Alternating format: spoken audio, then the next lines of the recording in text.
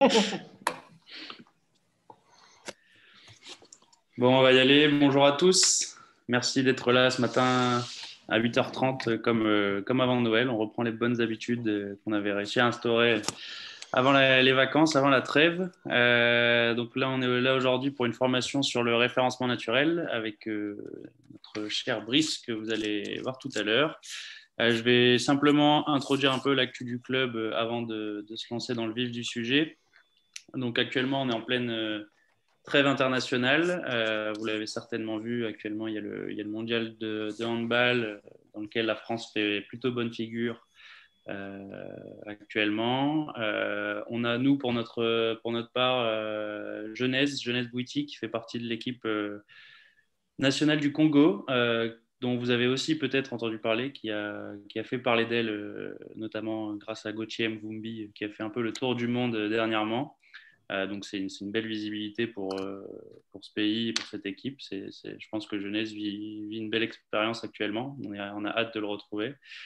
Donc, le championnat reprend le 6 février prochain face à Célestat à domicile, bien sûr, et malheureusement à huis clos, étant donné les conditions.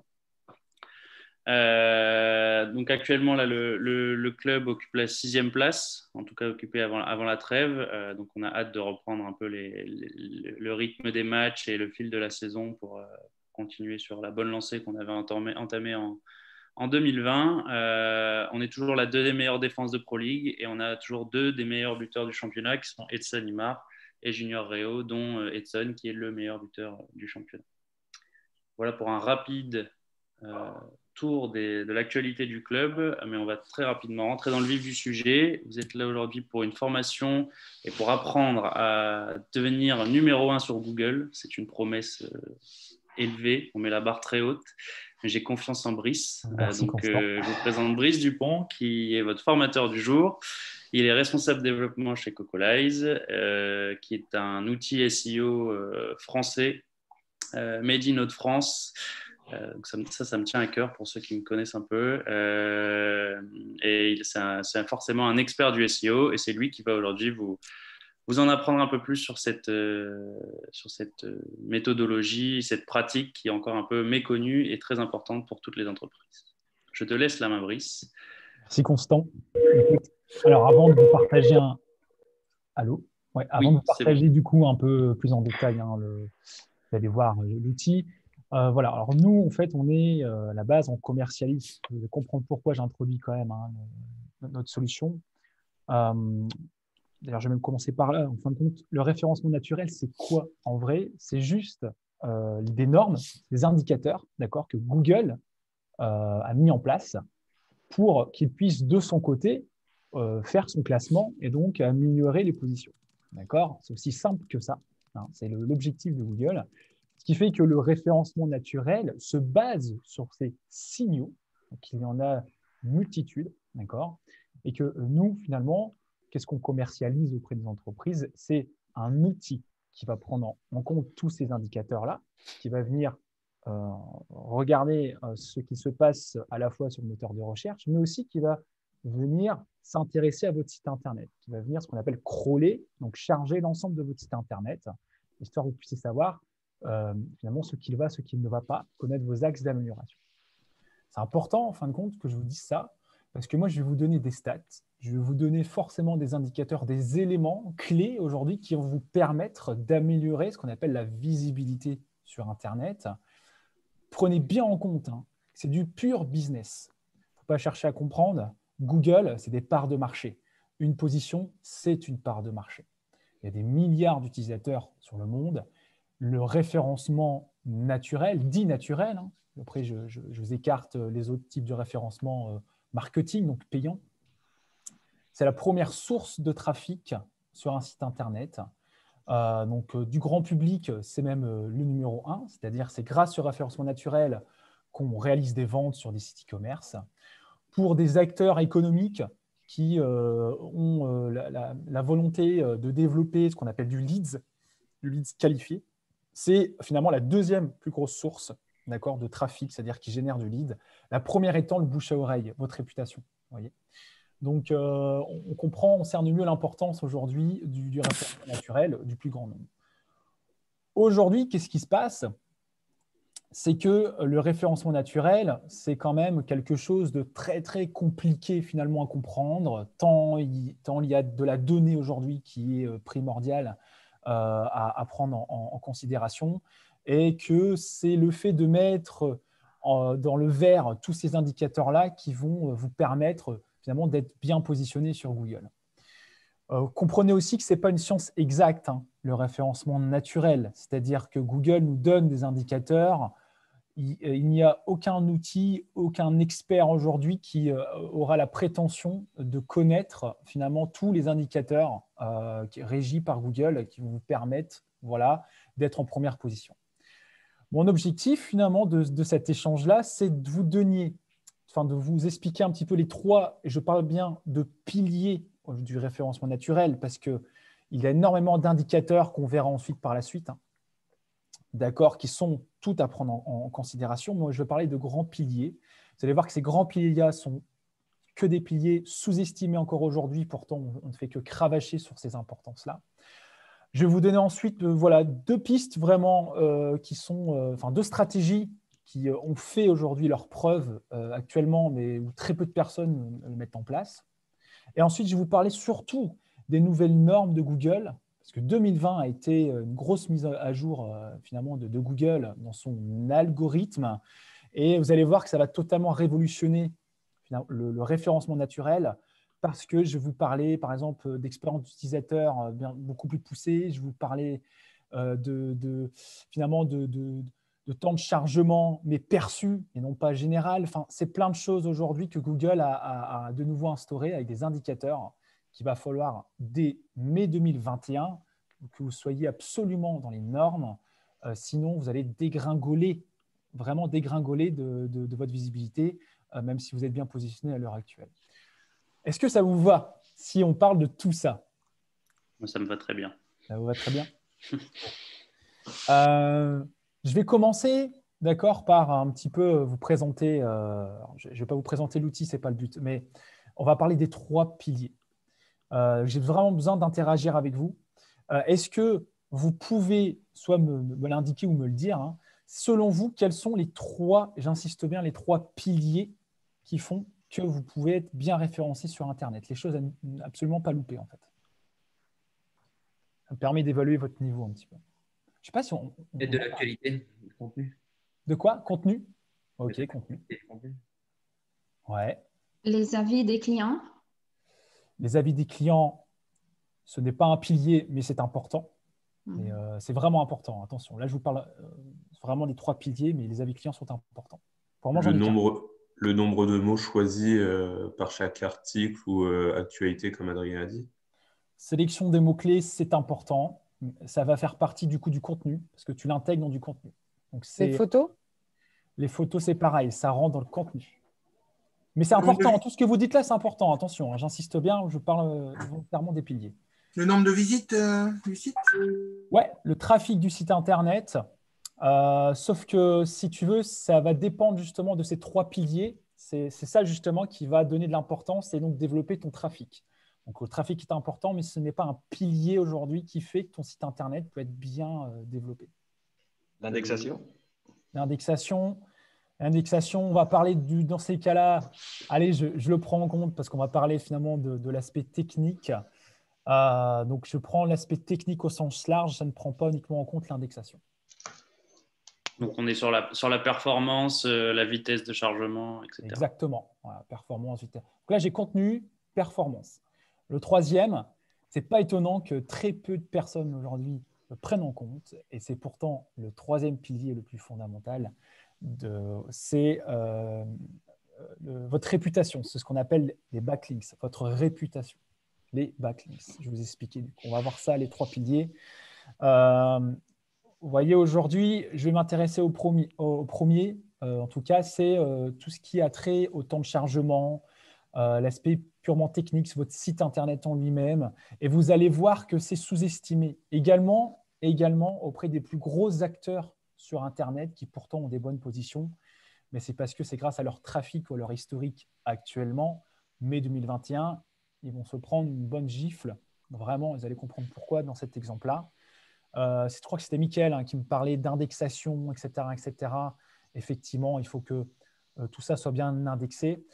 Mais je vais volontairement parler de performance. Le temps de chargement de votre site Internet est ultra important dans votre position. C'est pourquoi je vous en parle, parce que je parlais du coup du deuxième, le contenu. Effectivement, le contenu rédactionnel. Plus vous avez de contenu rédactionnel, plus vous allez vous développer sur des mots-clés que des personnes vont pouvoir taper. Quelqu'un qui cherche une chaussure ne va pas que taper chaussure. Il va taper acheter chaussures bébé, acheter chaussures de course ou chaussures de course Adidas taille 44. Vous voyez, c'est d'autant de mots-clés aujourd'hui qu'il faut que vous développiez sur votre site Internet, donc sur du contenu. Ça peut être sur une page finalement, sur un site e-commerce, on appelle ça des pages catégories. Si vous êtes prestataire de service, c'est une page sur laquelle vous pouvez développer toutes vos prestations, sur laquelle il y a un pavé de texte. D'accord ? Le contenu, aujourd'hui, il est roi. Plus vous avez de contenu rédactionnel, ici c'est la courbe, là c'est faible contenu, là c'est plus de 1000 mots-clés, d'accord ? Mais plus vous avez de contenu rédactionnel, plus vous allez vous positionner sur des mots-clés, et c'est d'autant de vecteurs de trafic qui vont venir sur votre site Internet. Le chiffre sur le contenu, on a analysé plus de 100 000 sites Internet chez Cocolize, donc c'est des statistiques, d'accord ? Vous allez voir que je vais même vous montrer d'autres statistiques. D'ailleurs, je pense que je l'ai ici dans la pertinence du contenu, je pense. Voilà, le contenu, le nombre de mots-clés uniques. Plus vous avez ici de contenu rédactionnel, donc de mots-clés positionnés, pour reprendre un petit peu, je ne sais plus qui m'avait parlé des mots-clés, plus vous avez de chances d'être bien positionné. Ça, c'est le résultat de notre étude sur 100 000 sites Internet. On s'est rendu compte que la position fluctuait en fonction du nombre de la quantité de contenu rédactionnel. Et là, on voit très bien qu'on est ici une première position avec au moins 700 mots-clés uniques. 700 mots-clés uniques contre 550 mots-clés uniques sur un seul contenu, sur une page. D'accord ? Donc, peut-être que pour vous, ce n'est pas nouveau de l'entendre. Je suis premier à chaque fois à rabâcher ça. Aujourd'hui, il y a uniquement 2 sites sur 5 qui développent du contenu, qui étoffent du contenu Internet sur son site. D'accord ? Et encore, je ne vous parle pas d'optimisation ensuite de contenu. C'est encore un autre débat. Là, je vous parle uniquement de contenu rédactionnel. C'est donc ultra important. Je vous parle ensuite de performance. Pourquoi ? Parce que la performance, c'est le temps de chargement. Plus un site Internet aujourd'hui a un temps de chargement long, moins il sera bien positionné. Pour le coup, ça s'explique. Google, il a mis en place un indicateur qu'on va parler du taux de rebond, mais aussi ce qu'on appelle du TTFB. Alors, c'est trop technique, mais je pourrais vous expliquer. Le TTFB, c'est le premier pixel qui se charge sur votre site Internet. Parce que lui, il doit cerner combien de temps peut charger votre site Internet. Donc, ce temps-là, il va le calculer comment ? À partir du premier pixel de chargement de votre site Internet jusqu'au dernier pixel de temps de chargement. Ce temps-là, aujourd'hui, il est exprimé en millisecondes. Un site Internet qui met plus de 200 millisecondes de chargement est un site Internet qui sera le moins bien positionné. Pourquoi ? Tout simplement parce que vous, comme moi, on n'aime pas attendre qu'un site Internet se charge. C'est aussi simple que ça, en fin de compte. Et ça, c'est pareil, c'est de l'ordre du serveur. Un seul site sur 5 aujourd'hui est vraiment optimisé sur le temps de chargement. Donc, vous avez votre place à prendre, votre carte à jouer si ce n'est pas le cas de votre côté. D'accord ? Les stats ici, elles le prouvent encore. Un site Internet dont le délai en millisecondes est le plus faible possible est un site qui est le mieux positionné. Ça, c'est issu des statistiques de Google. Donc, si ce n'est pas le cas de votre côté, commencez aussi à vous intéresser au temps de chargement. Ça, c'est plus du côté serveur. Il y a des choses que vous allez pouvoir mettre en place. En tout cas, nous, sur Cocolize, c'est la volonté. C'est quand vous ajoutez votre site, on va vous dire quelles sont vos URL aujourd'hui qui vous font défaut. Quand vous cliquez sur une URL, on vous donne aussi finalement des pistes d'amélioration, comme ici. On va vous dire qu'il y a des choses que vous pouvez de votre côté mettre en place. Si vous êtes un site sur WordPress, sur PrestaShop, un site sur mesure, sur telle technologie, sachez qu'il y a des choses aujourd'hui qui ralentissent le temps de chargement de votre site Internet.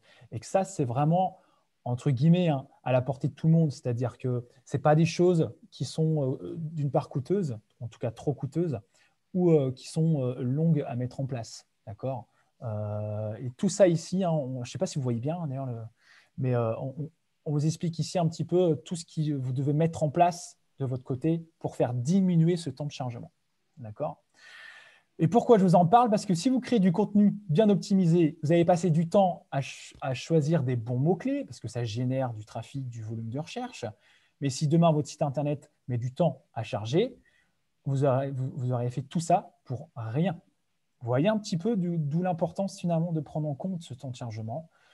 Et c'est frustrant de se dire qu'on a passé du temps à créer du contenu rédactionnel et tout ça pour rien parce que mon site Internet est beaucoup trop long.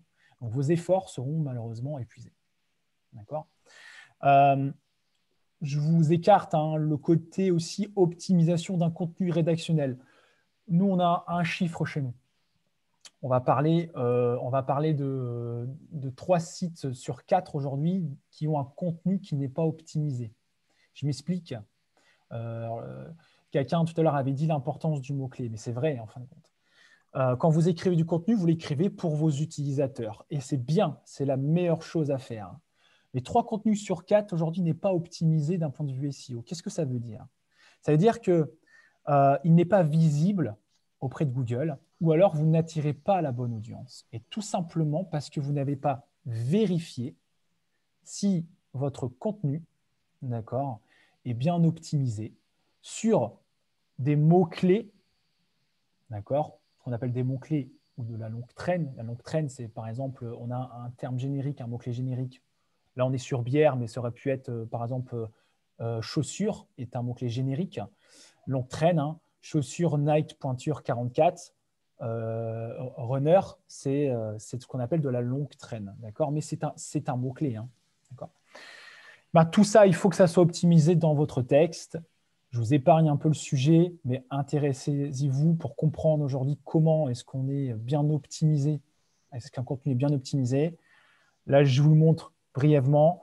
On va parler, ça va dépendre du nombre de fois où il apparaît sur votre site Internet, mais également de où il apparaît.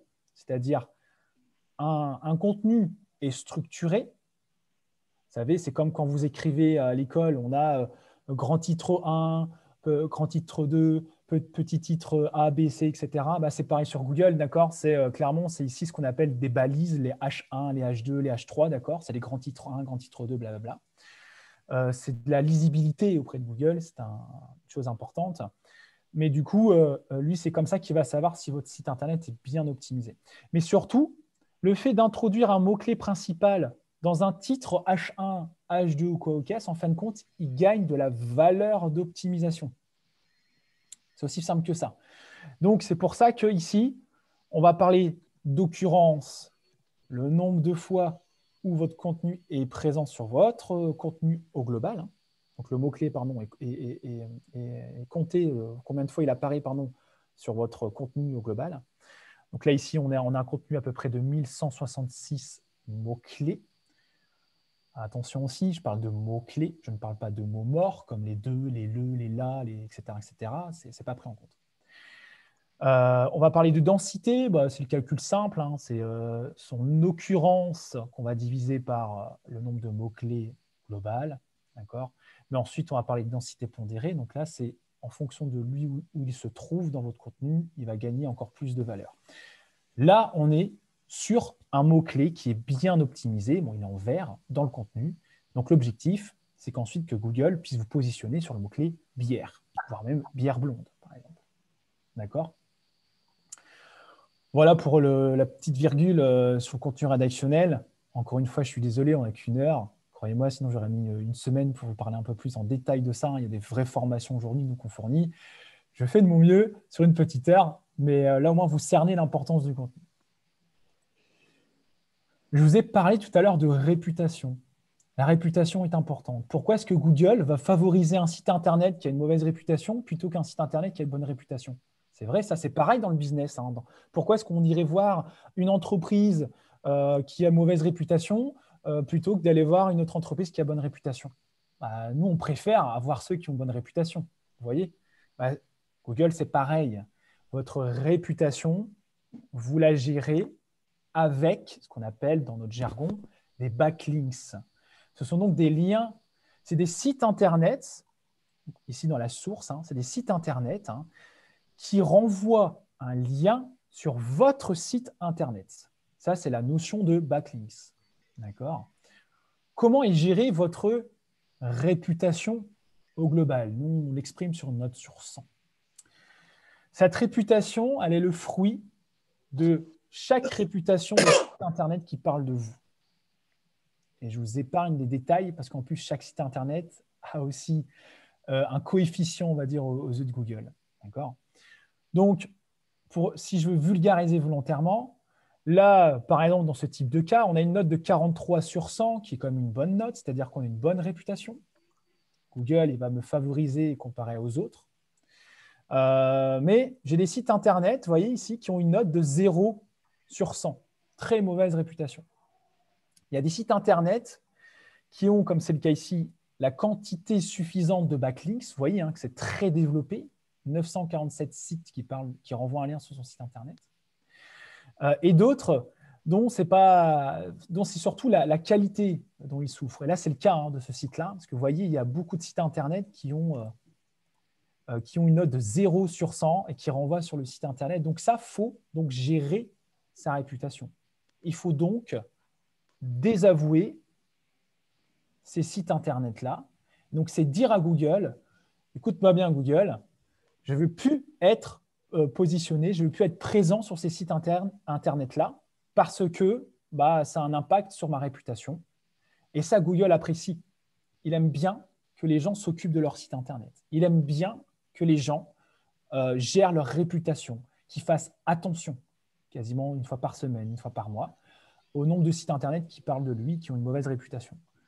Donc, plus vous allez être actif sur votre site Internet, plus Google va apprécier parce qu'il va venir aussi souvent du coup sur votre site Internet plutôt que de revenir une fois et de revenir ensuite un mois et donc attendre ce laps de temps pour être mieux positionné, vous voyez. Donc, chouchoutez votre site Internet, d'accord, et développez ces 3 piliers. Je le répète, contenu, temps de chargement et réputation. Et là, vous avez déjà le b.a.-ba, mais croyez-moi, c'est uniquement la moitié des sites Internet en ligne qui ne sont même pas aujourd'hui optimisés, qui ne prennent pas en compte ces 3 piliers. Donc, si ce n'est pas le cas pour vous, surveillez-les et vous allez voir qu'en améliorant tout ça, vous allez donc déjà augmenter votre visibilité, donc vos positions. Alors, pourquoi aussi c'est important les backlinks? J'en ai pas terminé.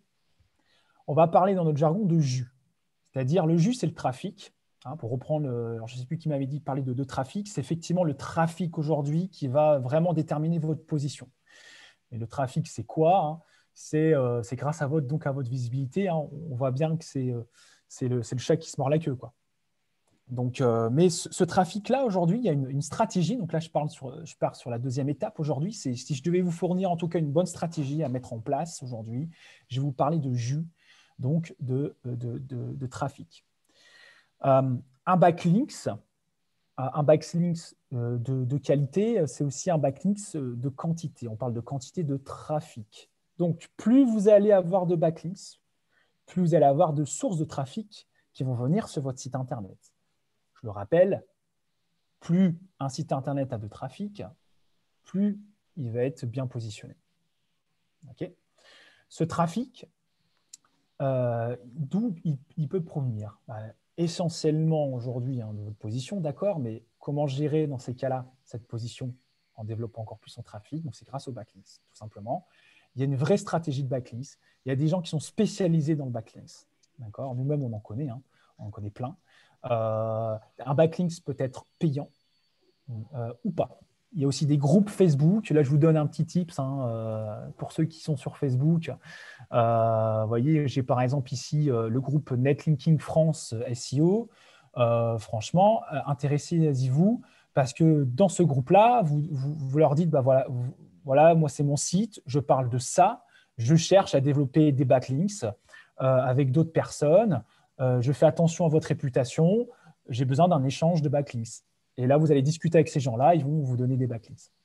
Après, il y a plein de structures, encore une fois, qui gèrent ça merveilleusement. Un backlink, c'est aussi, vous savez, être dans Le Figaro, être dans, vous voyez, plein aujourd'hui de gros médias en ligne qui vont vous permettre de développer donc, la quantité de trafic nécessaire sur votre site Internet. Ça va pour vous? Et je ne vous ai pas perdu? Tout va bien? Ça va. Je pense que tout va bien. Bon. On n'a pas encore besoin de Doliprane, je vous rassure, normalement, vous n'allez pas en avoir besoin. Mais là, c'est les fondamentaux.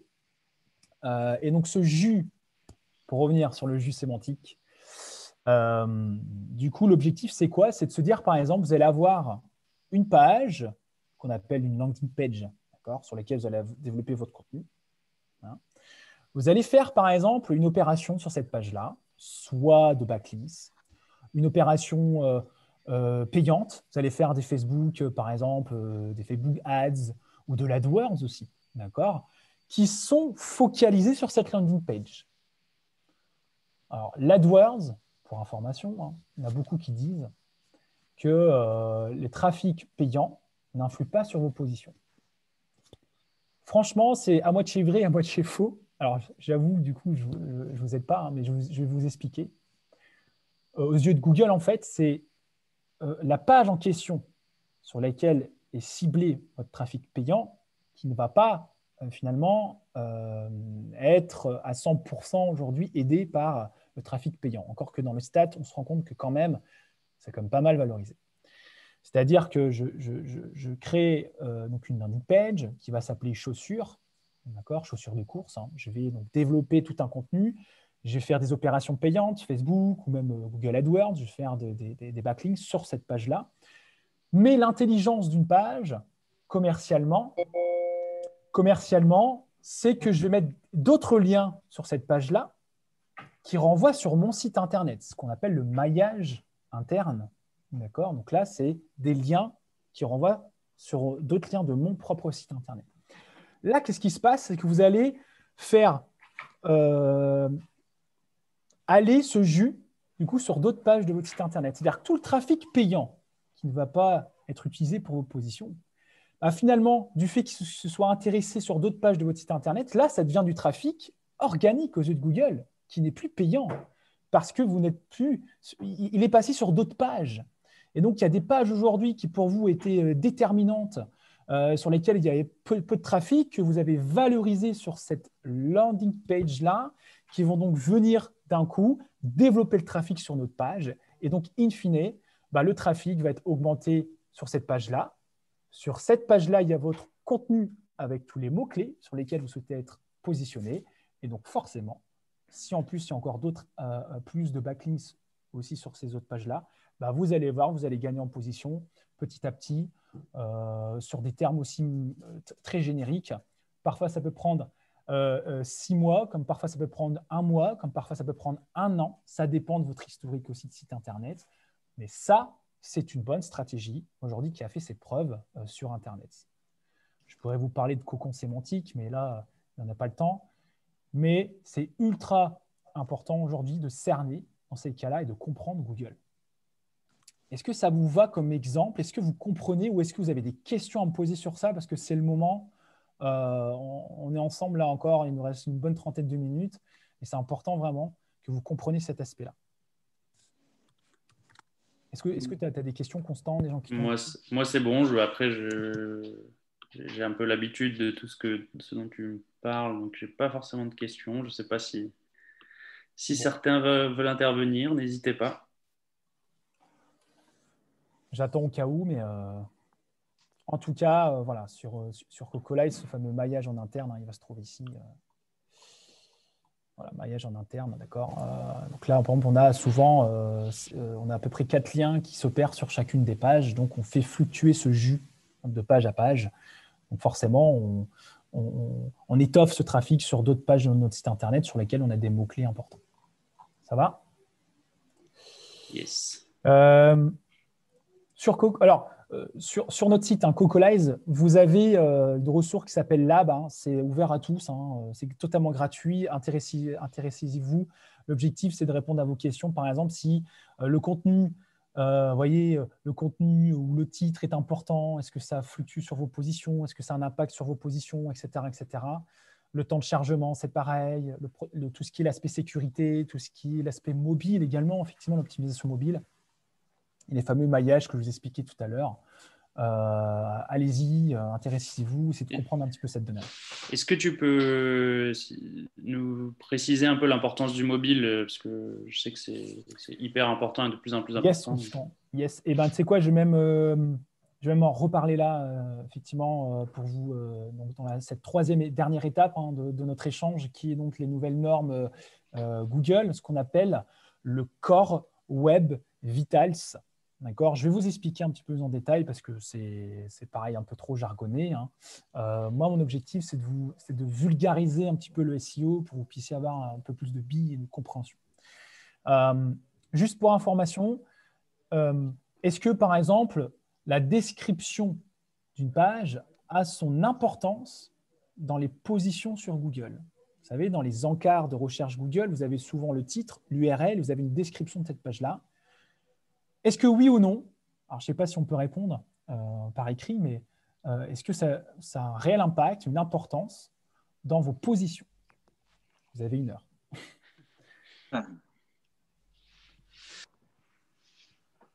Soyez pas timide, vous pouvez me dire oui, non. Franchement, il n'y a pas de bonne ou mauvaise réponse. Allez, Constant, oui ou non? Constant. Oui. Ok, Sébastien Teuillon. Ouais, oui pareil, je pense, oui. Ouais, Paul. Je pense que oui aussi. Ok. Alors, qui j'ai d'autre? Adagio, Leroux, pardon, je ne connais pas le prénom. Agnès, oui, je suis d'accord. Moi aussi, je vote pour. Ok, vote pour. Ensuite, j'ai Marie-Stella. Oui. Ouais, donc pour vous tous, enfin, tous ceux que j'ai interrogés, la métadescription, donc la description d'un site internet, a un rôle dans vos positions. On est d'accord? C'est ce que vous avez répondu? Eh bien, malheureusement, non. Ça n'a aucun impact sur vos positions. Je vous ai parlé volontairement de position. En fait, ça a un impact sur vos taux de conversion. Google se réapproprie votre métadescription. Si vous allez sur Cocolize, dans nos blogs, on en parle avec un mastodonte du SEO qui s'appelle Olivier Andrieux, aujourd'hui avec plein de statistiques qui prouvent que la métadescription n'a pas un impact sur vos positions. Ce n'est pas la métadescription, on va dire, avoir une métadescription bien optimisée n'a pas un rôle à jouer dans vos gains, vos pertes de position. Vraiment pas. La balise title, oui. L'URL, c'est mitigé, mais moi, je peux quand même vous dire que oui, ça a toujours un rôle, clairement. Je le vois dans mes stats, voilà, qui n'en déplaisent malheureusement à certains confrères, mais nous, on voit, nous, c'est que des stats qu'on a. Les résultats, on les a, donc voilà. Mais la métadescription, non. Pourquoi? Parce que Google se la réapproprie.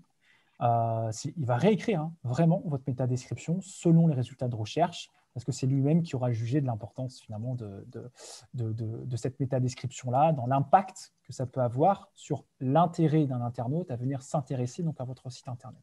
Il faut le savoir. Donc ça a une importance, surtout le fait de bien optimiser, c'est quand même le message principal dans votre CTR, donc dans votre taux de conversion sur le fait qu'une personne s'intéresse à votre site internet. Est-ce que ça va? Vous avez compris ou pas pour vous? Ok. On en apprend tous les jours. Voilà. Donc c'est voilà. Alors après, peut-être qu'ici on va vous dire que ça peut fluctuer, mais clairement on voit ici que la métadescription c'est pas un truc qui a un gros avantage. De toute façon, comme c'est réécrit par Google, en fin de compte, ça n'a ni queue ni tête. C'est toujours important de le faire parce qu'il y a le message principal quand même. Si Google se dit tiens, il a vraiment bien optimisé le truc et que tous les mots clés sont bien dedans et que ça répond effectivement très bien aux intentions de recherche de l'internaute, d'accord? Il va vous garder ça parce qu'il sait très bien que ça va matcher et qu'il va avoir un très bon taux de conversion sur votre site internet. D'accord? Bon, ça va? Toujours pour vous?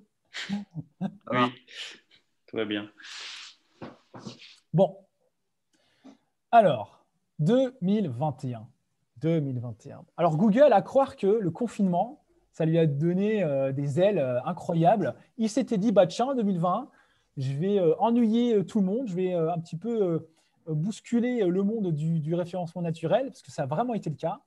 Et hop, il s'est dit, allez, on va mettre à jour plein de choses, on va développer de nouveaux indicateurs, de nouveaux signaux qui vont avoir un impact énorme sur vos positions.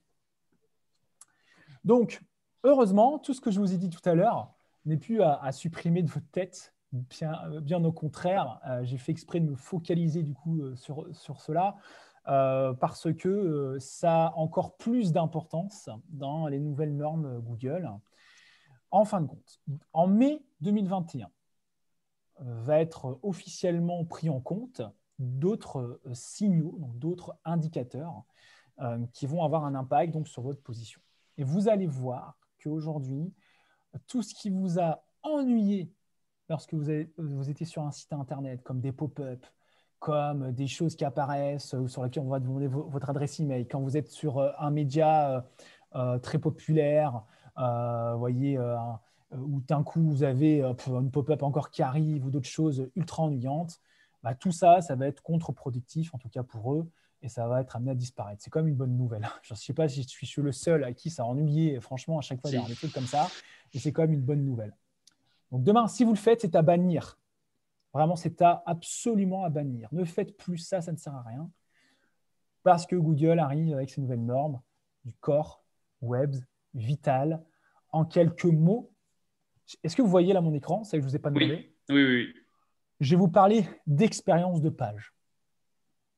En fait, aujourd'hui, l'expérience utilisateur, Google a réussi, grâce à des signaux, à savoir si un site Internet, en tout cas si une page, donc l'expérience d'une page est bonne ou au contraire est mauvaise.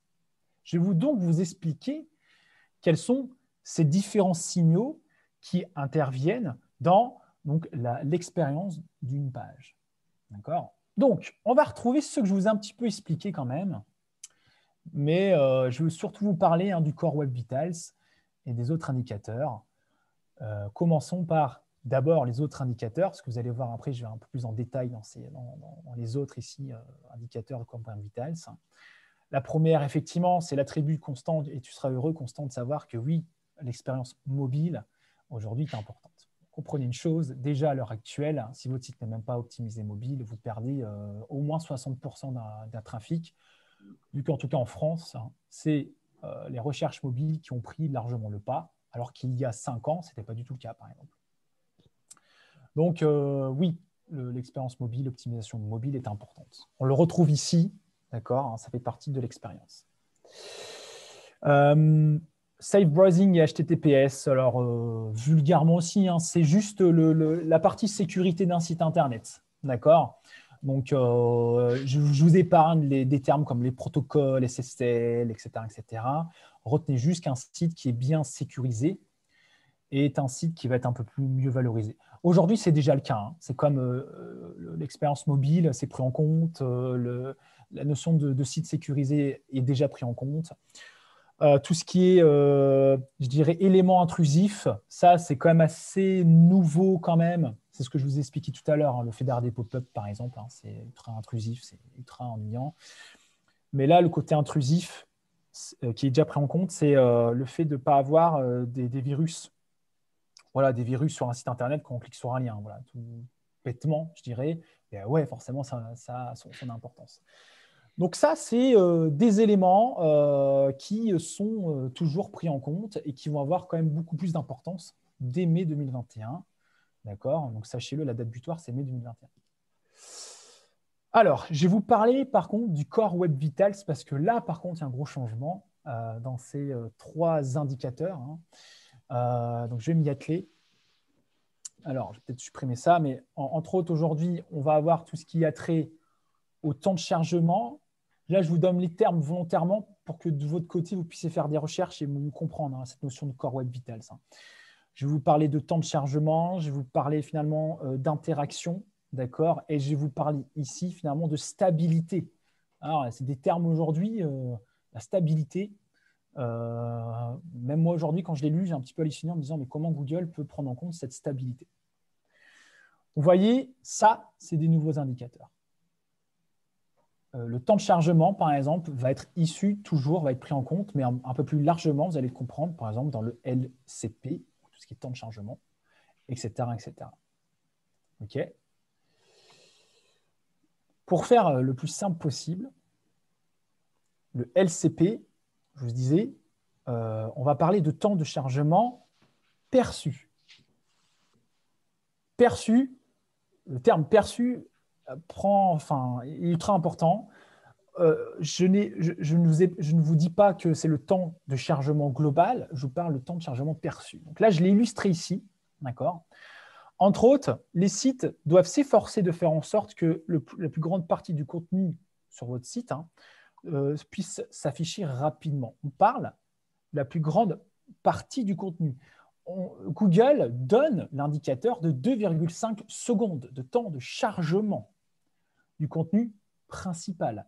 Là, on a un exemple, vous voyez, c'est le temps de chargement du contenu, d'accord, principal, c'est-à-dire finalement, par exemple sur téléphone, la partie déjà visible, la partie visible, donc qui a son rôle important, parce que si ça met trop de temps, il ne va même pas aller scroller en bas, vous voyez, il ne va même pas faire cette notion-là pour voir le reste du contenu, il va partir. Donc là, on va parler de grandes parties du contenu, aujourd'hui, visible et temps de chargement perçu. C'est-à-dire qu'il faut que l'image ou le titre ici, l'image, se charge assez rapidement, en tout cas, les premières images, etc., etc. Les secondes, elles peuvent prendre un peu plus de temps, vu que sur mobile, en tout cas, on a le temps encore pour que la personne puisse commencer à lire et commencer à crawler. Vous voyez, c'est pour ça que je vous parle de vitesse de temps de chargement perçu. C'est ultra important quand même de prendre en compte, parce que le temps de chargement aujourd'hui, qui était de 200 millisecondes, finalement, on peut prendre plus de temps de chargement, c'est-à-dire on peut se dire qu'un site Internet peut prendre peut-être 400 millisecondes de temps de chargement. Ce n'est pas grave si le contenu d'accueil de l'internaute, c'est-à-dire vraiment dès ce qu'il voit au début, si c'est lui déjà, dans son temps de chargement est priorisé. Donc là, un développeur doit être en capacité de prioriser du contenu à charger en premier plutôt que le reste. Comprenez ? J'espère avoir été le plus clair possible. Encore une fois, je vous invite à aller sur Internet, LCP ou même sur Cocolize. Nous, sur Cocolize, on a un outil de travail. Cet audit de site Internet, ces indicateurs-là vont être aussi mis à jour sur notre site Internet pour voir si vous respectez également les normes, les nouvelles normes Google, enfin, pour vous aider dans ce cas-là à vous améliorer.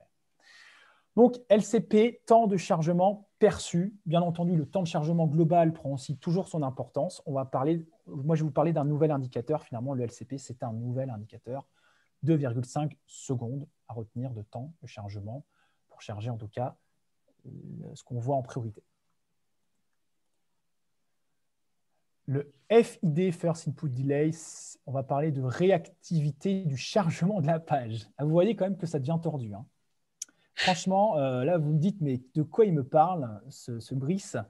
Et vous avez raison, parce que même nous, on a pris du temps un petit peu à comprendre, mais vous allez voir à quel point Google est tordu quand même, à quel point il a poussé ses réflexions. Il faut comprendre aujourd'hui, d'une part, c'est que ces robots sont fournis d'une intelligence artificielle, ça s'est avéré, qu'il évolue quand même, et donc il peut interpréter beaucoup plus facilement ce qu'il se passe.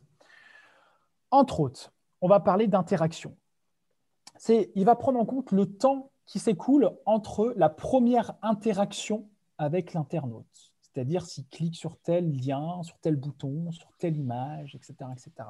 Parce que Google veut que ces sites Internet fournissent une expérience, qu'elles puissent interagir un peu plus avec les utilisateurs. C'est-à-dire que lorsqu'il clique sur un lien ou un bouton, en fin de compte, il va être capable de compter le temps d'interaction qui se fait entre son arrivée sur un site Internet et le temps qu'il met sur cliquer sur un bouton. D'accord ? Donc, lorsqu'une interaction sur votre page, comme un clic ou un bouton, met moins de 100 millisecondes à réagir, vous avez un bon FID. Donc, Google dit qu'il arrive à mesurer la frustration d'un utilisateur grâce à cet indicateur clé. Vous comprendrez donc que l'interaction fait partie de l'expérience utilisateur et donc doit faire partie de votre bonne optimisation au référencement naturel. Ça va? Donc, réactivité de chargement, interaction prend la primauté aujourd'hui. D'accord? Temps de chargement, interaction. Le troisième, c'est ce qu'on appelle le CLS. On va parler de stabilité visuelle. Là encore, un truc, je suis le premier à avoir été surpris, mais aussi de fréquence. Alors, entre autres, c'est ce que vont subir les utilisateurs d'accord, dans leur expérience. C'est ce que je vous expliquais, par exemple. Là, je vous donne l'exemple ici, je vais le lire. Si vous lisez un paragraphe et que soudainement celui-ci disparaît et se voit remplacé par un bouton, du coup, on est obligé de scroller et donc de reprendre une lecture. Ça, c'est vrai, dans l'expérience, c'est ultra frustrant. C'est-à-dire que parfois, on ne sait même pas pourquoi. Vous voyez, souvent dans les médias, d'un coup, ils mettent par exemple un temps de chargement, comme s'ils avaient besoin de mettre à jour, et du coup, paf, ça vous remonte sur la lecture.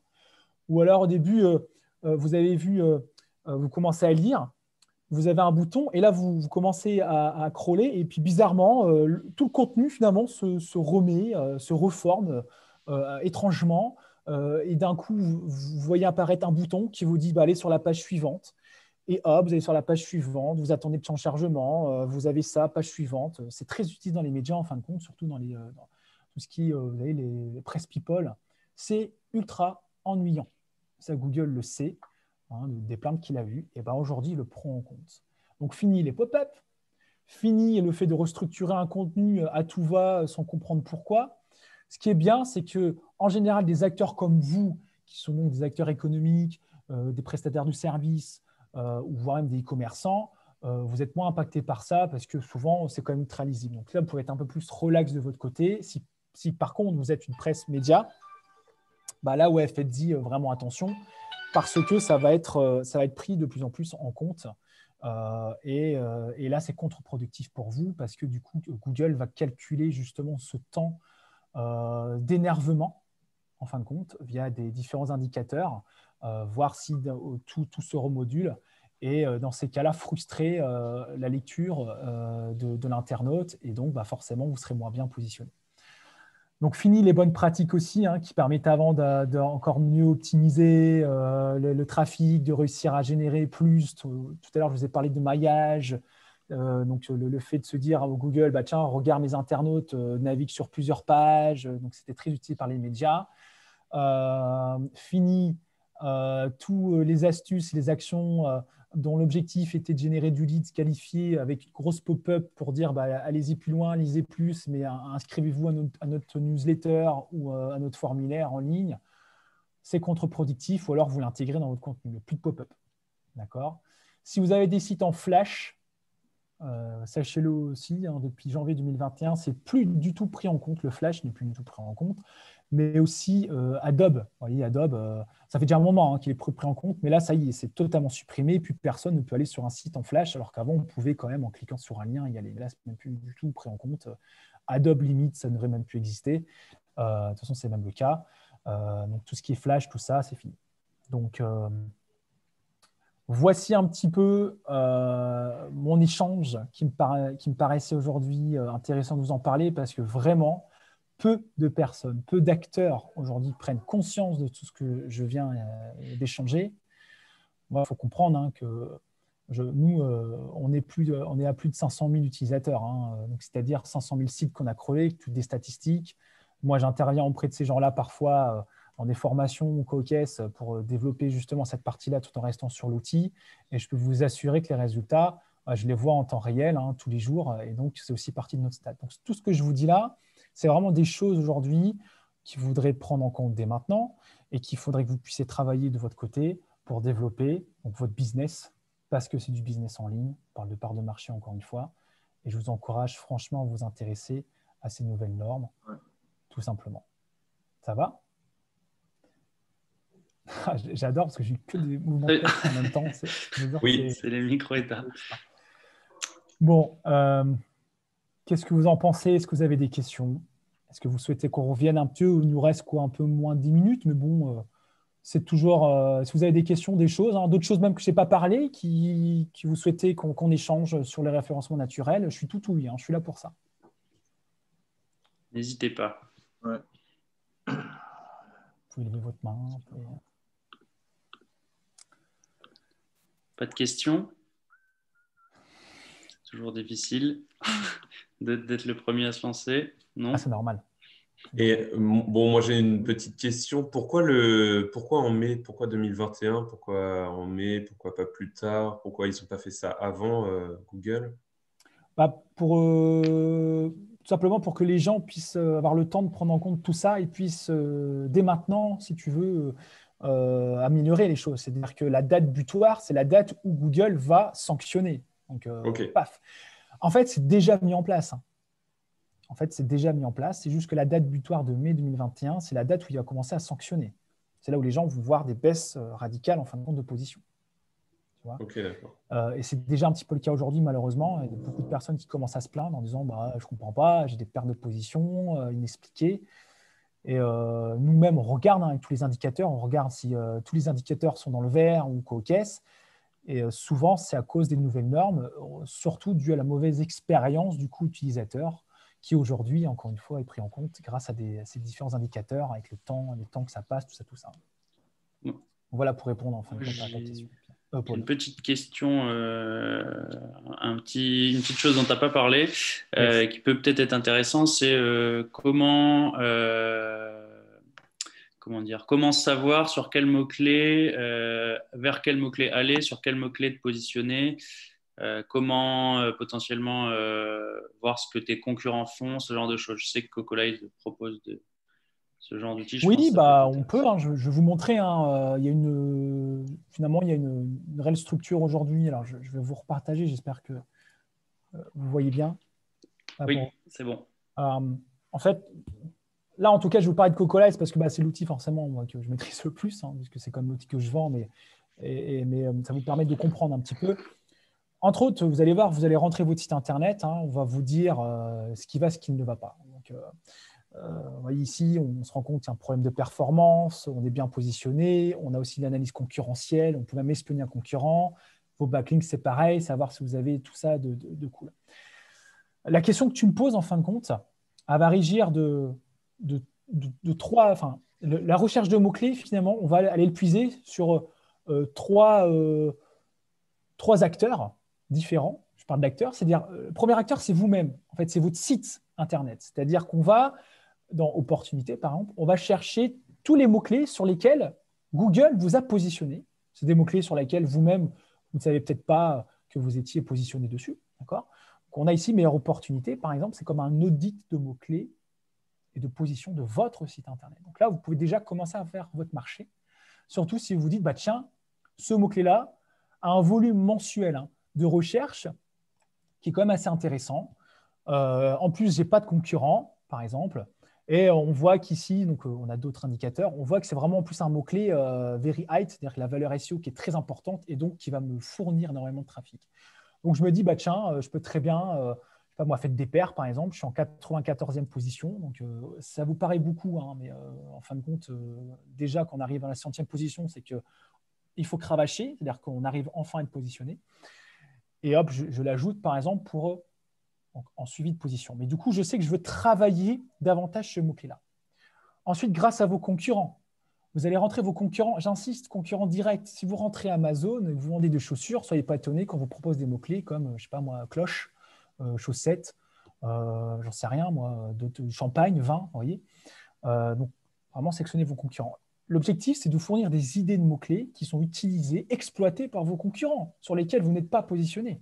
Donc, c'est développer d'autres sources de trafic via une étude de mots-clés qui sont bien exploitées par mes concurrents et sur laquelle je me dis, bah, tiens, ça peut être intéressant également d'être positionné, surtout si le volume de recherche ou la difficulté est intéressante. C'est-à-dire qu'il ne faut pas forcément chercher le volume de recherche. Hein. Ce n'est pas ça que je dis.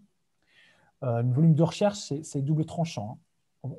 Moi, je peux vous dire, hein, il y a des gens qui sont bien positionnés sur ce qu'on appelle la longue traîne. C'est ça un petit peu la longue traîne. Vous voyez, c'est un ensemble de mots sur lesquels le volume de recherche est peut-être beaucoup moins important, mais comme c'est beaucoup plus qualifié, c'est-à-dire qu'on a encore plus ciblé nos clients, finalement, on convertit beaucoup plus. Donc, le volume de recherche n'est pas forcément le meilleur indicateur. Hein. C'est surtout sur le mot-clé principal sur lequel vous souhaitez convertir davantage. Donc, on a donc les concurrents. Et enfin, moi, je parle souvent, ici, on a un outil qui s'appelle notre Keyword Tool, hein, qui, lui, est basé sur les intentions de recherche. Attendez, je vais ouvrir un autre mot-clé parce que tac. C'est-à-dire que ce qui nous intéresse, c'est de savoir ce que tapent les internautes sur Google, mais qui se rapproche d'un mot-clé, par exemple vin rouge, tu vois, le mot-clé vin rouge, et donc de savoir un petit peu les autres mots-clés qui gravitent autour de vin rouge, qui sont utilisés par finalement l'internaute. Je parle d'intention de recherche qui aujourd'hui prend forcément une place importante. Hein. Vous voyez, on va tout catégoriser, on va vous formaliser un cocon thématique pour vous aider à construire votre contenu rédactionnel, hein, d'accord, qui va être basé sur le mot-clé principal, avec d'autres indicateurs clés ici, comme vous voyez, avec la tendance de recherche sur un temps donné, une date donnée. Donc là, on est vraiment sur une triptyque, d'accord, de recherche de mots-clés constant. Mais OK, une fois qu'on a les mots-clés, qu'est-ce qu'on en fait? Je vous le disais, hein, on va l'ajouter dans votre contenu, tout simplement. Donc là, vous allez vous créer, un contenu. Hein. Vous allez positionner donc les mots-clés comme bière, bière blonde, bière, meilleure bière, d'accord. Et là, vous construisez votre contenu. Vous allez ajouter les mots-clés les plus importants dans les balises H1, H2, comme vous avez expliqué tout à l'heure, et donc faire passer au vert les mots-clés. Et vous savez, dans ces cas-là, vous êtes sur des mots-clés bien positionnés, bien optimisés, et donc dans la logique de bien développer. Mais l'analyse de la concurrence, du coup, constant, parce que parfois, on peut créer un contenu qui a 500 mots-clés, qui pour vous paraissent super grands, super bien. Mais si vos concurrents, eux, ont développé encore plus de mots-clés et que vous ne savez pas, si vous avez 500 mots-clés alors que vos concurrents en ont 2000, est-ce que vous pensez toujours que c'est, dans ce cas-là, bien finalement d'avoir 500 contenus? Vous voyez? Donc l'analyse de la concurrence, elle prend aussi son sens parce que vous allez pouvoir savoir sur chacune des pages de vos concurrents. Alors, je vous montre un petit peu. Hein, vous voyez, par exemple, je suis Champagne, je suis en 3e position. Je vais cliquer dessus. Hein, j'arrive sur Google. J'ai mon concurrent aussi Nicolas.com. Là, moi, je suis ici. J'ai mon concurrent Nicolas.com. Quand je vais cliquer dessus, c'est là où je vais me rendre compte que mon concurrent a, par exemple, 900 mots-clés. Moi, j'en avais 500. Vous voyez, donc c'est peut-être pas. On se rend compte que ce n'est pas assez. Et ici, vous allez aussi comprendre vos concurrents, savoir quels sont les mots-clés que lui a voulu optimiser sur son contenu. Et donc, dans la volonté d'être positionné. Voyez, comment est-ce qu'il a structuré son contenu? D'accord. Vous pouvez même savoir aujourd'hui si votre concurrent a une bonne réputation. Quelles sont les forces et quelles sont vos forces et vos faiblesses comparées à un de vos concurrents? Vous voyez, par exemple, Nicolas.com, il est très bon dans ses backlinks. D'accord? Il a 1809 backlinks. Inatis en a 947. Pour autant, la réputation, c'est la même. Hein. Mais lui, il a plus de backlinks, donc plus de sources de trafic, donc il doit développer encore plus de trafic. Il a aussi plus de contenu rédactionnel que Vinatis. D'accord? Vous pouvez même savoir quels sont tous les mots-clés utilisés par votre concurrent, les mieux positionnés en dessous de la 100e position, les meilleurs backlinks sur lesquels votre concurrent est positionné, sur lesquels vous n'êtes pas positionné. Donc, à vous, dans ce cas-là, de les contacter, puisque là, vous avez tous les backlinks utilisés par vos concurrents, ainsi que la meilleure page de vos concurrents, les pages sur lesquelles ils performent le plus, ce qui vous invitera, bien entendu, à cliquer sur cette page-là de votre concurrent et à réanalyser la page que je vous ai montrée tout à l'heure pour comprendre sa stratégie. Et enfin, je m'arrêterai là, Constant. Si ça vous intéresse de savoir pourquoi est-ce que vous avez gagné ou perdu en position, est-ce que c'est dû à une modification apportée sur votre site Internet ou est-ce que c'est dû à une action qui a été réalisée par votre concurrent? Comme on crawl tous les jours le net et votre site Internet, tous les jours, on va être en capacité de vous dire, par exemple, dans le système d'alerte, vous avez changé un titre de page ou finalement, ce qu'on appelle une balise titre ou du moins une H1, vous avez ajouté du contenu rédactionnel, vous avez fait des modifications, vous avez changé des URL, ajouté une page, supprimé une page. Mais tout ça, ça a une importance sur vos positions vu que chaque mot-clé est présent sur une page. Vous comprenez? Donc forcément, dès lors que vous modifiez une URL, vous allez tout bousculer. Franchement, évitez de modifier une URL si vous n'êtes pas sûr. Vraiment, c'est important. Il faudra faire des redirections, sinon vous avez perdu tout le trafic d'une ancienne page. Vous voyez, donc c'est ça aussi, faites attention. Croyez-moi, des mots-clés sont positionnés sur une page. Donc, si vous modifiez quelque chose sur cette page-là, forcément, ça aura un impact sur vos positions. Surtout si d'un coup, vous voyez, par exemple, vous ajoutez plus de contenu. Du coup, la densité de ce mot-clé-là sera peut-être en baisse et donc, d'un coup, il ne sera plus optimisé. Donc, il faudra refaire encore et toujours, surveiller la bonne optimisation de votre contenu. Vous voyez pourquoi c'est important aujourd'hui d'avoir le contrôle sur ce que vous faites et d'être certain que vous n'avez pas fait des erreurs. Donc, nous, on le fait tous les jours avec vos modifications. Et donc, dans ces cas-là, on va vous dire s'il y a une relation de cause à effet entre, comme par hasard, cette page-là sur laquelle ce mot-clé-là était positionné. Comme par hasard, vous avez perdu, vous avez gagné en position. Donc, soit c'est gagnant, soit c'est perdant. Et tout ce qu'on fait pour vous, on le fait aussi pour l'ensemble de vos concurrents. C'est-à-dire que moi, ça me plaît de savoir que mon concurrent a modifié telle URL, a modifié tel mot-clé, a augmenté autant de mots-clés sur telle ou telle page sur laquelle sont positionnés, encore une fois, des mots-clés.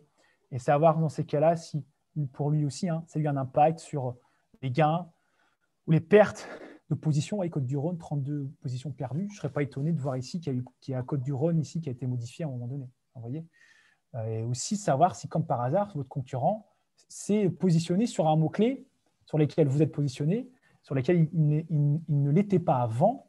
Et donc, dans ces cas-là, réagir plus rapidement. Vous voyez, c'est à ça que sert l'onglet alerte sur Cocolize, par exemple. Et ça, on le fait tous les jours.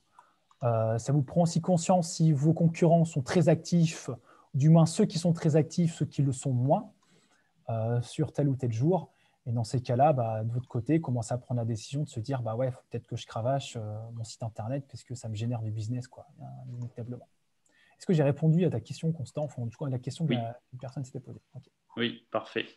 Donc la gymnastique, vous voyez, encore une fois, je sais que je ne suis pas là pour vendre Cocolize, mais forcément, je suis quand même représentant, donc permettez-moi quand même d'en parler. Mais là, la gymnastique, en tout cas sur notre plateforme, on a fait exprès de faciliter l'utilisation, vraiment pour que vous puissiez comprendre comment aller chercher l'information, comprendre l'information, connaître l'état de santé de mon site internet, comment réagir, savoir ce que font mes concurrents et dans ces cas-là, affiner ma stratégie digitale, en tout cas les SEO, pour vraiment performer sur Internet.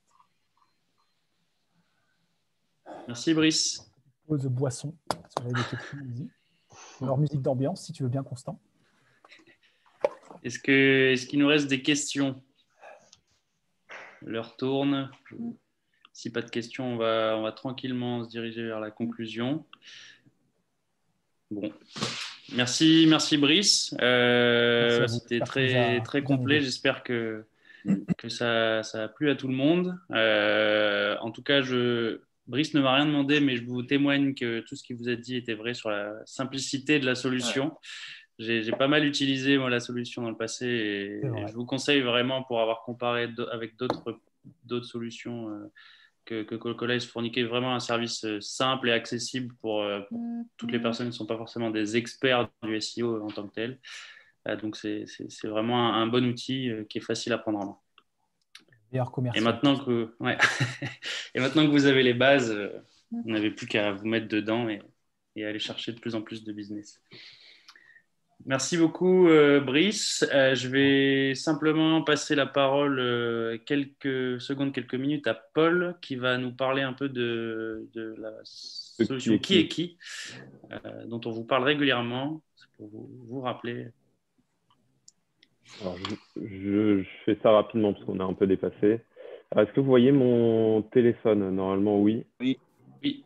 Alors là, je suis allé sur Qui est qui. C'est une application qu'on trouve sur l'App Store ou sinon sur Android. Vous pouvez tous la télécharger. Et Qui est qui, en fait, c'est tout simplement un réseau social, on va dire professionnel, qui regroupe en fait tous les partenaires là, du Massy Essonne Handball. Donc, on va pouvoir avoir toutes les informations sur le Massy Essonne Handball, donc les actualités. Là, on voit que Constant est très actif sur le réseau. Et on peut avoir aussi toutes les personnes qui ont adhéré en fait au réseau. On peut avoir, donc là, c'est le trombinoscope. Et on peut cliquer sur n'importe quelle personne et on va avoir ses coordonnées, où il est. On peut l'appeler, lui envoyer un message en haut à droite. Je suis allé un petit peu vite. Hop. Donc, je reviens. Trombinoscope. Et là, on peut voir aussi les personnes qui sont sur la carte présentes dans le réseau. Et on peut les appeler, on peut voir avec qui converser. C'est un bon moyen, en fait, après une vidéo comme celle-ci ou un événement à déjeuner business ou des rencontres partenaires, de reprendre contact avec la personne, ou même si on a besoin de quelque chose. En fait, c'est un peu aussi une conciergerie de luxe. Si on a besoin, par exemple, de Brice, si tu veux adhérer au réseau, si on a des questions après cette vidéo-là, on peut t'appeler, on peut t'envoyer un petit message, te demander un conseil, ou si toi, par exemple, Brice, tu as besoin je dis n'importe quoi, de changer des fenêtres, changer ta chaudière ou autre, tu peux aller voir dans le réseau et ça permet d'avoir plus de communication dans notre réseau, dans notre family business, et aussi d'avoir les dernières actualités sur les partenaires, d'avoir des petits sondages sur les déjeuners, sur des marques qu'on met en avant ou autres. Donc, c'est vraiment sympa. Je vous mets juste, hop, je vais vous mettre en description, je vais vous mettre là en commentaire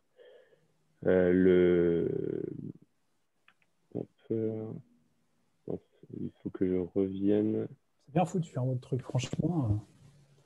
Tu es le bienvenu, Brice. Ah ouais, ça, c'est le code. En fait, quand on rentre sur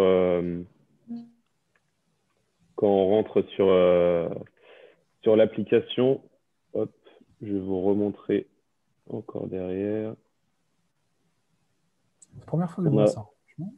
On arrive ici, sur cette page-là, et on fait rejoindre réseau, saisir le code, et là, on tape Massy Handball. Donc, c'est tout en majuscule. Hop. On fait rejoindre. Bon, moi, j'y suis déjà. Et après, comme ça, j'ai la notification et je vous ajoute directement. Et on a un autre, ça c'est au national, où il y a beaucoup plus de membres. Je vous montre rapidement. Et là, on peut voir où sont les personnes. Bon, moi, par exemple, je suis sur Paris, mais on peut voir d'autres personnes. Si on a besoin de développer son réseau sur la région, on va dire Aquitaine, on peut contacter des personnes sur la région de la Bretagne ou même dans le sud, il y a aucun souci. Les gens sont ouverts pour ça et ils ont adhéré à ça, à ce réseau pour ça. Moi, j'ai une question. Là, c'est uniquement, on va dire, pour les sponsors, par exemple, c'est ça de votre club ou les membres du réseau, comment ça fonctionne du coup? Bon, après, je suis un peu extérieur. Donc là, c'est que ça va être Massy et Sun Handball ou Adjan.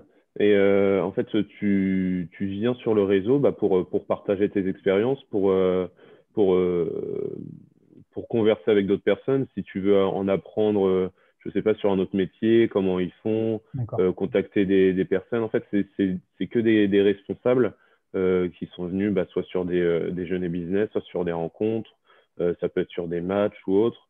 En fait, on essaye d'agrandir la famille business, comme on dit, et d'avoir plus de personnes sur ce réseau pour permettre à tout le monde de tirer profit de tout le monde, on va dire, et que tout le monde s'y retrouve. En fait, comme je t'ai dit, c'est un peu une conciergerie de luxe. Voilà.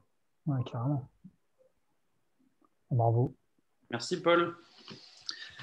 Merci. On va conclure très rapidement sur les prochaines dates qui vont vous intéresser avec les prochains matchs du club. Donc, je vous ai dit la reprise en février. On reprendra par un match à domicile contre Célestat. Et on vous communiquera prochainement les informations sur la diffusion, comme vous en avez pris l'habitude avant la trêve. On enchaînera ensuite avec un déplacement à Dijon le 12 février, un vendredi soir à 20h30. S'en suivra la réception de Saran, notre voisin du Loiret, puis un déplacement à Nancy pour ce dernier match de février et le rythme des matchs qui reprendra progressivement et la compétition avec. On a hâte de retrouver les terrains. En tout cas, merci à tous pour votre participation. Merci Brice pour ton intervention. Merci Paul. Un grand aussi. plaisir. Franchement. N'hésitez pas, si ce genre d'événement vous a plu et si tous les autres formats qu'on propose vous plaisent, d'inviter votre réseau pro à rejoindre l'aventure, à rejoindre le réseau, en participant à nos événements, en nous suivant sur les réseaux sociaux, sur LinkedIn notamment, sur lequel on est de plus en plus actif, ou en entrant directement en contact avec nous. Donc vous avez nos adresses mail si vous le souhaitez. Vous pouvez également passer directement par LinkedIn où je réponds assez rapidement. N'hésitez pas à repartager, c'est très important pour nous et plus on sera nombreux, plus on rira. Voilà. Constant, je vais ajouter un truc parce que c'est vrai qu'il y a 2-3 personnes qui m'ont demandé mes coordonnées. Alors, au cas où, mon adresse email c'est brice@cocolize.com, donc COCOLYZE.com. Mais vraiment sur LinkedIn, moi je suis très actif en tout cas. Il y a beaucoup de personnes qui échangent Brice Dupont sur LinkedIn. Ça vous va? Oui, très bien, merci. Merci Brice, merci à tous. Je vous souhaite à tous une bonne journée et rendez-vous prochainement pour un nouveau rendez-vous du mardi matin. Merci Constant. Merci Constant. Bonne journée à tous. Merci. Bonne journée. Au revoir. Bonne journée.